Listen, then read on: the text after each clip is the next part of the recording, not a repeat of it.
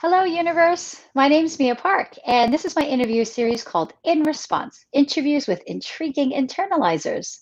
An internalizer is someone who processes the outside world in very special ways.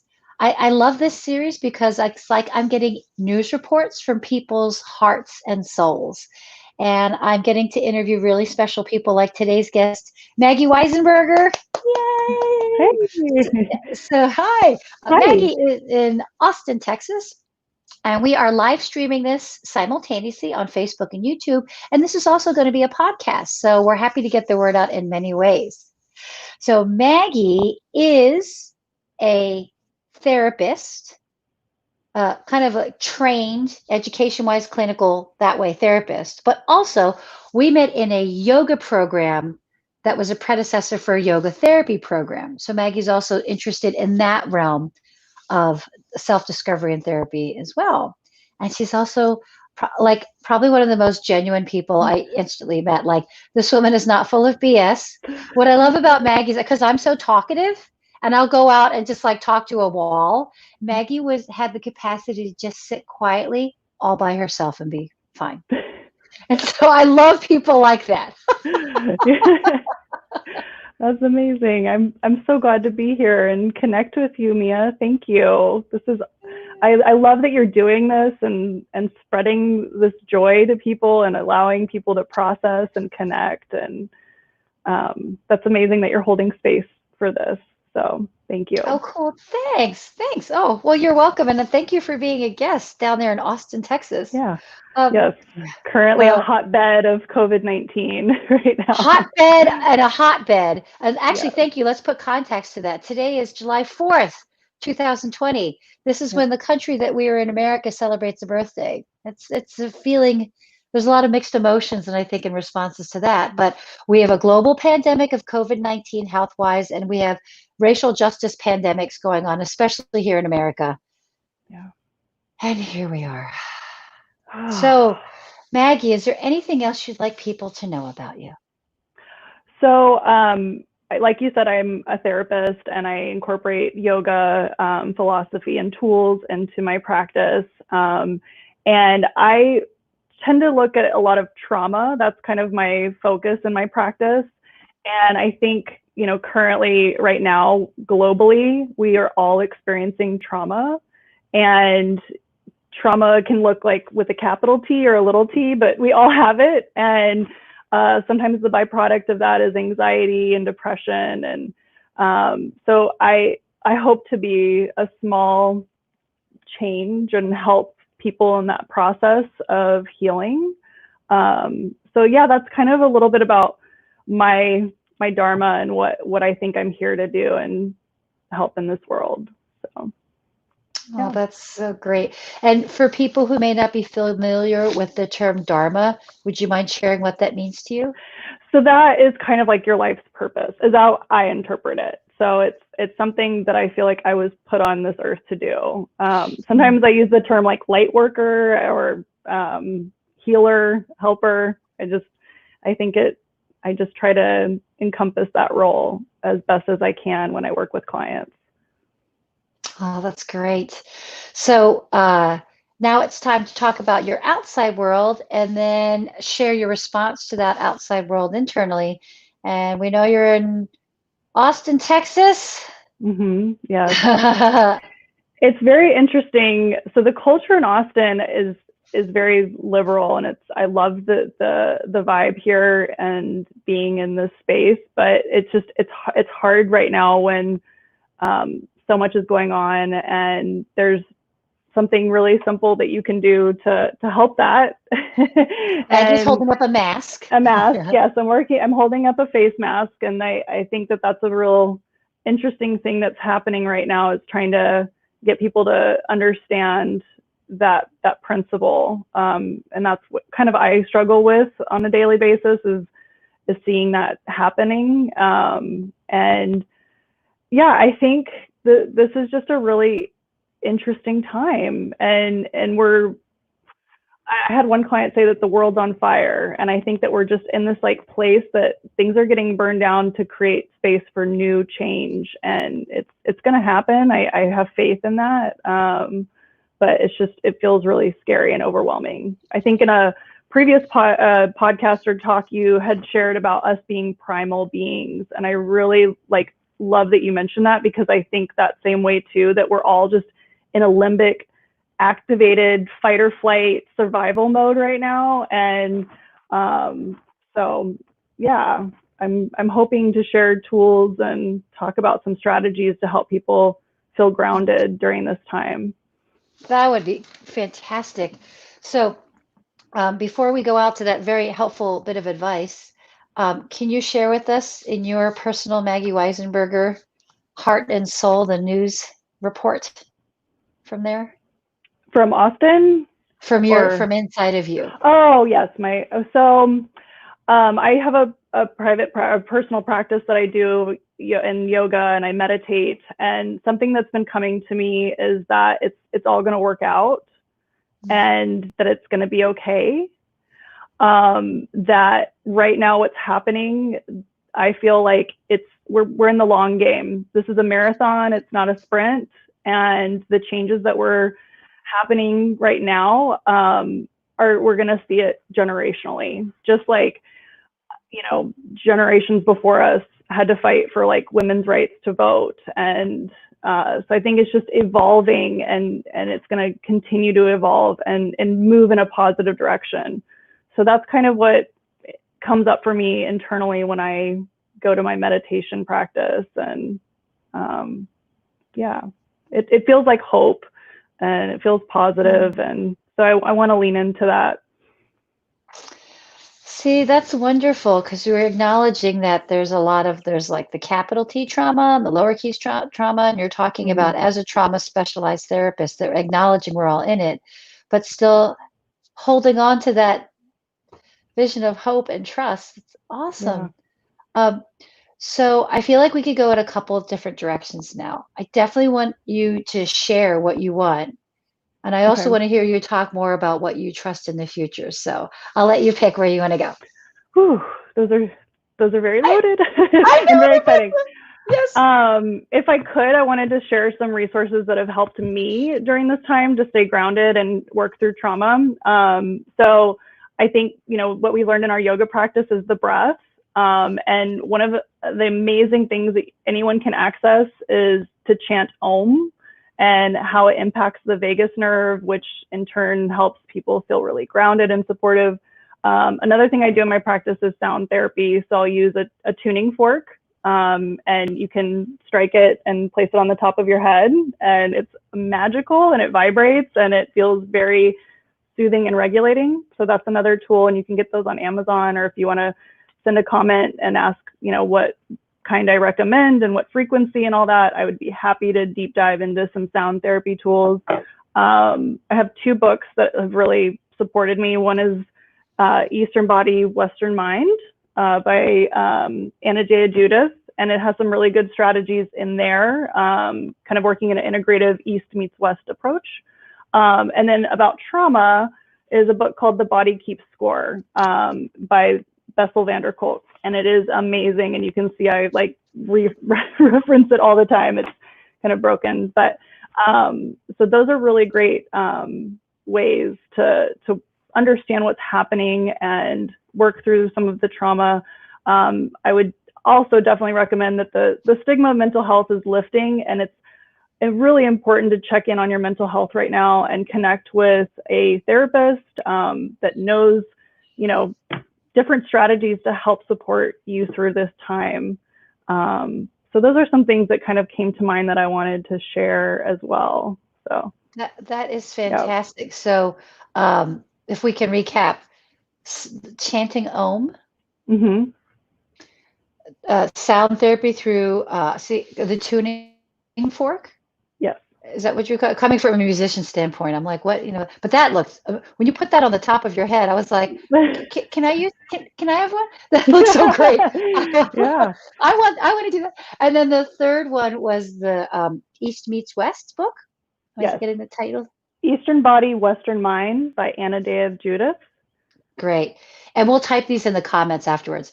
And then the last one, The Body Keeps the Score, which I have also read. And I've also studied with Bessel van der Kolk. And I highly recommend, whether you are a clinician like you are, or someone like a yoga person, yoga therapist person like me, or just if you're someone who has the fortitude to be aware of yourself in that way. It's pretty revolutionary, right?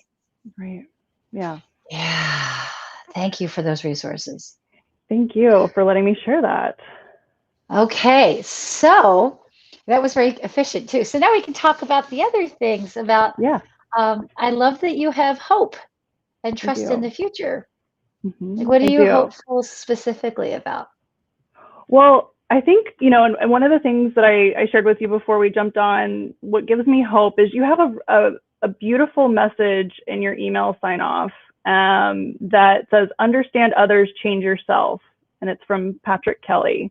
My Tai Chi teacher. Yes. And I think that was such a very simple but very powerful message, that it's like, how do I do that? How do I understand others? How do I change myself? And so I had some thoughts about that, because I think that that's where this whole process begins, of how we see hope in the future, and understanding that this is a long process. So understanding others, I think, begins with open, non-judgmental curiosity and a desire to connect. So like what we're doing here, I think that that's exactly what it takes. You're being curious, you're wanting to learn more. And then the change part, change begins with awareness. I often say, when we reveal, we heal.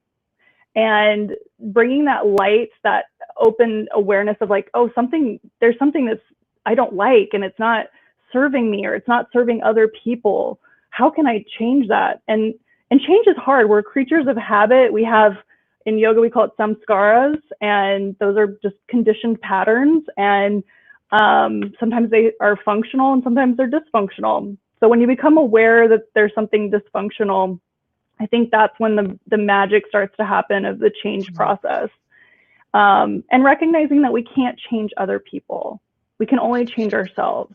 Because when you try to change other people, things like contempt and criticism and defensiveness and stonewalling all start to come up, and that just breaks down. And so that's the hard rub about it, is that we see other people that are kind of in their state of suffering, and we want to help them, but we can't change them. They have to do that work themselves. So I don't know if that gives hope, but it's something that I think about in terms of how this process is going to work.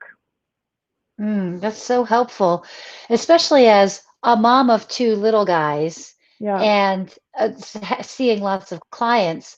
And being a nurturing person that you are, clearly, I bet there is such a desire to change people. Like, I can see you doing this if you could just, but I think that spirituality intersects with real life, like every single cell at the cellular level.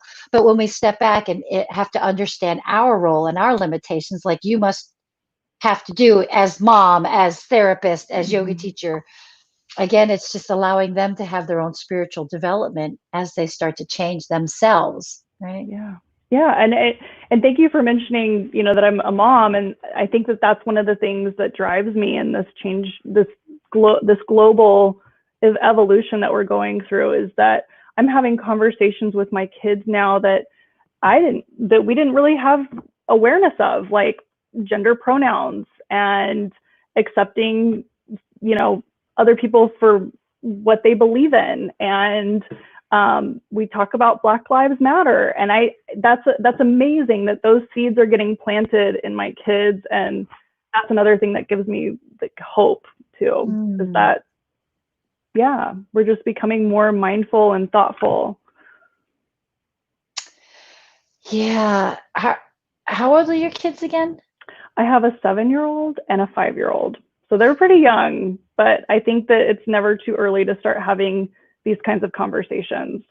I think they're actually at an excellent age to have these kind of conversations. And thank you for having the Black Lives Matter conversation as a white woman in liberal Austin, but you're still in Texas. Yeah. So I think that even if we take a bird's eye view of that, even just being in America, especially where this that racial justice pandemic has been so incredible. If I can just kind of segue a little bit, do you have any reflections on what maybe perhaps like levels of privilege that you experienced? Do you feel like reflecting on that?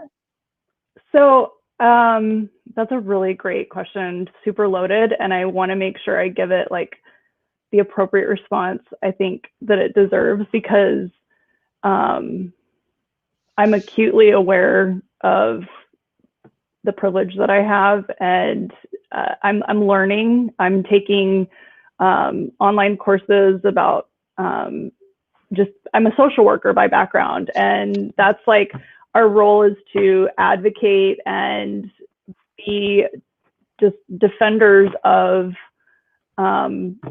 marginalized people, and I take that role very seriously, and it's in our social work mandate that's what we're charged to do. And so my place right now is to listen. Like I want to just hold space for, I don't know what that journey looks like for people. It's very unique, and I don't want to insert any of my microaggressions or like gaslight anyone. So I'm just trying to sit in a space of saying, I hear you. I wasn't able to attend a protest because right now we're just in a really hotbed of COVID-19. And out of solidarity, I cut my hair, like I chopped it off. I don't know if you remember, it was really long. As soon as we got on, we were having audio problems, but I was like, did you cut your hair? Yeah. I felt there was so much I wanted to just release. I don't know. I felt a connection to this, I feel like when we grow and evolve, like our hair carries that energy. And I wanted to release it in some symbolic way and just be like, this is a fresh start for me. And I just want to, be extra mindful and conscientious that I need to check my privilege, and I need to like listen, and I need to be an advocate and support. And so wow. I hope I'm doing the right thing. I'm trying. It's hard.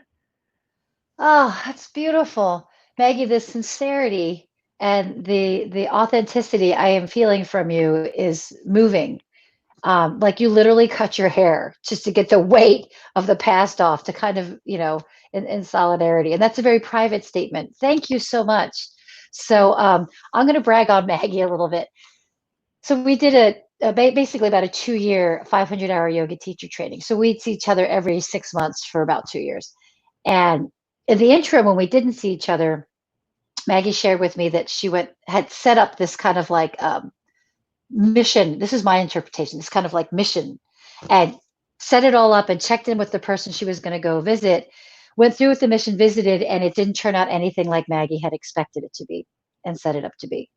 And I was very angry for Maggie at that disappointment, because to me, I thought you went above and beyond being a yoga student trying to do your studies by trying to connect with this other person who like just disappeared basically. And I was so upset. I was like, I'm good. Did you tell anybody? I'm so sad. I can't believe that happened to you. Maggie, again, Maggie, the one who's able to just sit by herself and be comfortable. You looked at me, you said, Mia, if it wasn't this, it would be something else anyway. So I'm just going to deal with this major disappointment because here it is. And I will never forget that, because I was feeling so many things for you, but I have to let you process the way that you're going to process. So thank you for that. Like your stability anyway, thank you.